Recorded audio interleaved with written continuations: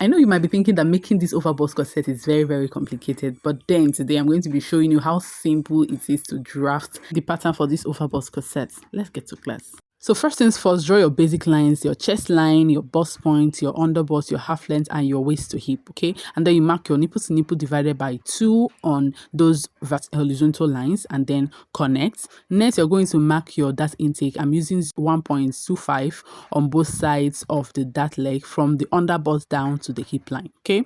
Then next thing, you're going to come down by 1/2 inch, and with your curved ruler, connect to form your curve, okay, your dart legs, okay? Now I want to slant this, and what I will do is to go to my hip line, come in by 1.5 inch and connect it to the first dart leg with a straight line, and then I'm going to transfer my dart. Remember, I used 0.25 on both sides, so that will give me 2.5. So I'll mark 2.5 and then connect it with a straight line to my second dart leg. On the half length, I'll come in by 0.25. This is supposed to help me form a curved line, and I'll do the same thing for the other dart leg, okay? I'll come in by 0.25 and form a curve. This is usually fine and when you are done with your sewing, okay? On the half length, I'll minus 1 inch from my waist before dividing it by 4. This is to give me my waist snatching, and I'll mark it. Then I'll replace my dart, which is 2.5. Then I'll do the same thing on the hip. I'll mark my hip divided by 4, replace my 2.5 darts apart, and then connect the side the way you are seeing, okay? Next thing is going to be our bust dart, and for our bust dart, I'll mark the difference between my front half length and my back half length. If you minus my front and my back, it's going to give you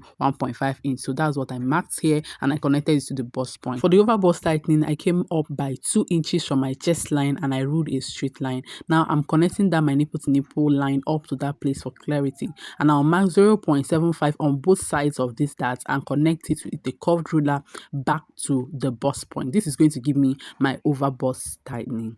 Now the next thing we're going to be drafting is the neck. Now my neck depth, I'm using 8 inches because I didn't want this to be so low, okay? So you can use whatever you want, okay? Then from the half of the armhole line, I came in by 1 inch. I later came in by 1/2 inch because I felt it would be better with 1/2 inch. And then I came up from the armhole by 1/2 inch also.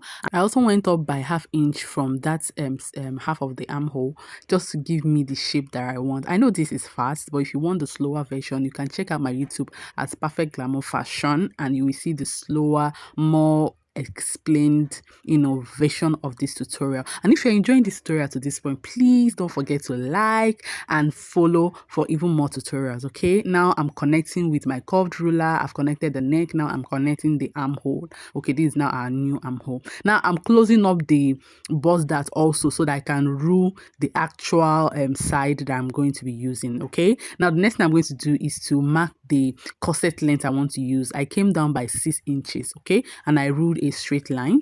From that point, I came up by 1 inch and I came out by 1/2 inch, okay? This to give me ease around the hip line. If you want it to be conical, this is the point that you add your 1 inch, 2 inches, 3 inches, depending on how conical you want it to be. For me, I didn't want it to be conical. I just wanted it to be a normal corset, okay? Now I'm gonna have to cut it out, but I closed my bust dart before I completed my cutting.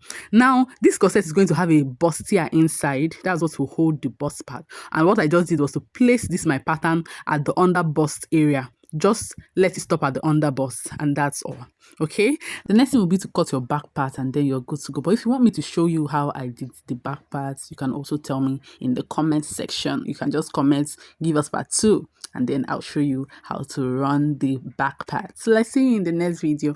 Bye.